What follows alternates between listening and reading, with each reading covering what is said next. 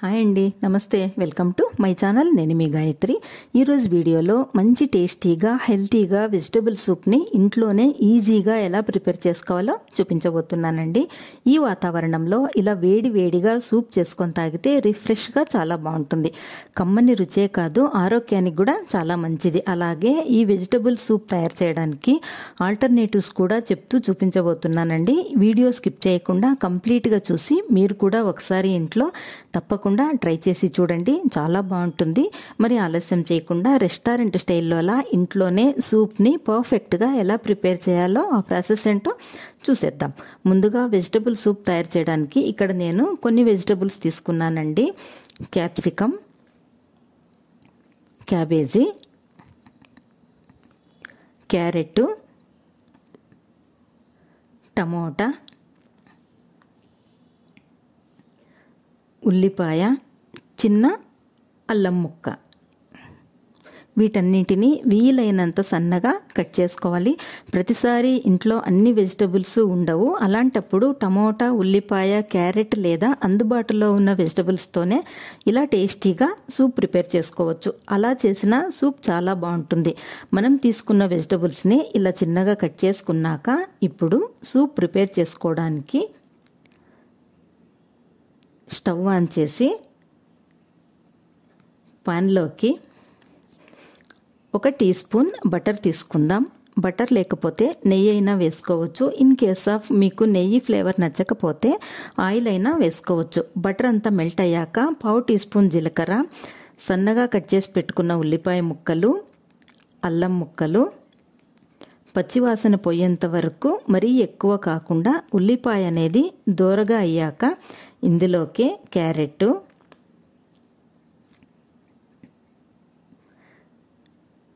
Cabbage, capsicum, టమాటా ముక్కలు వేసి high ఫ్లేమ్లో కలుపుతూ 2 నిమిషాలు ఫ్రై చేయండి. ఇలా హై ఫ్లేమ్లో ఫ్రై చేయడం వలన త్వరగా ఫ్రై అయ్యి సాఫ్ట్గా తయారవుతాయి అన్నమాట. తర్వాత స్టవ్ తగ్గించి మూత పెట్టి 2-3 నిమిషాలు ఉడికించండి. మనం తీసుకున్న వెజిటబుల్స్ అన్నీ మాడకుండా మధ్య మధ్యలో కలుపుతూ ఉడికించండి. 3 నిమిషాల తర్వాత చూడండి, ఇవన్నీ బాగా ఫ్రై అయిపోయాయి. 2 కప్పుల నీటిని యాడ్ చేయండి. ఇందులో టేస్ట్కు సరిపడా సాల్ట్ వేసుకుంటూ ఈ నీటిని 8 నుంచి 10 నిమిషాలు బాగా మరిగించండి.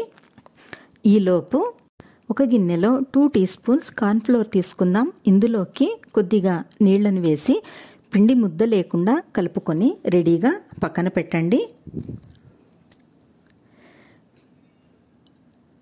10 నిమిషాల తర్వాత చూడండి, సూప్ బాగా తెరలకాగింది. ఇప్పుడు ఇందులోకి మనం కలిపి పెట్టుకున్న మొక్కజొన్న పిండి వాటర్ను తీసుకుందాం. మనం తీసుకున్న ఈ క్వాంటిటీకి 2 టీ స్పూన్స్ కార్న్ఫ్లోర్ సరిపోతుంది. ఇన్ కేస్ సూప్ కొంచెం చిక్కగా కావాలన్నా పల్చగా కావాలన్నా పిండిని కొంచెం అటు ఇటుగా అడ్జస్ట్ చేసుకుంటే సరిపోతుంది. ఇలా కార్న్ఫ్లోర్ పిండిని వేసుకున్నాక మంటను లో ఫ్లేమ్లో పెట్టి 2-3 నిమిషాలు మరిగిస్తే సూప్ అనేది కొంచెం చిక్కబడి పర్ఫెక్ట్ కన్సిస్టెన్సీ వస్తుంది. ఆల్మోస్ట్ మనం చేసే వెజిటబుల్ సూప్ రెడీ అయిపోయినట్లేనండి. అలాగే మంచి టేస్ట్ కోసం 1/2 టీ స్పూన్ మిరియాల పొడి తీసుకుందాం. ఇలా మిరియాల పొడి వేయడం వలన సూప్ టేస్ట్ అనేది చాలా చాలా బాగుంటుంది. అలాగే మనం మిరియాల పొడి ముందు కాకుండా ఇలా చివరన వేయాలి. అప్పుడే ఈ మిరియాల పొడి ఫ్లేవర్ అనేది మన గొంతులో తగులుతూ సూప్ ఫ్లేవర్ అనేది చాలా బాగుంటుంది. ఇప్పుడు స్టవ్ ఆఫ్ చేసి చివరగా ఇందులోకి స్ప్రింగ్ ఆనియన్స్ యాడ్ చేసుకుందాం. మీరు కావాలంటే ఈ ప్లేస్లో కొత్తిమీర అయినా వేసుకోవచ్చు. ఇప్పుడు ఈ వేడి వేడి వెజిటబుల్ సూప్ సర్వ్ చేసుకుందాం. చూస్తుంటేనే మనం ప్రిపేర్ చేసిన వెజిటబుల్ సూప్ ఎంత పర్ఫెక్ట్గా కుదిరిందో తెలిసిపోతుంది.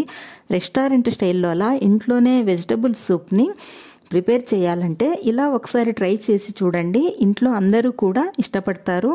సో మీకు నచ్చితే ఒక లైక్ చేసి మీ ఫ్రెండ్స్కి రిలేటివ్స్కి షేర్ చేయండి. Thanks for watching.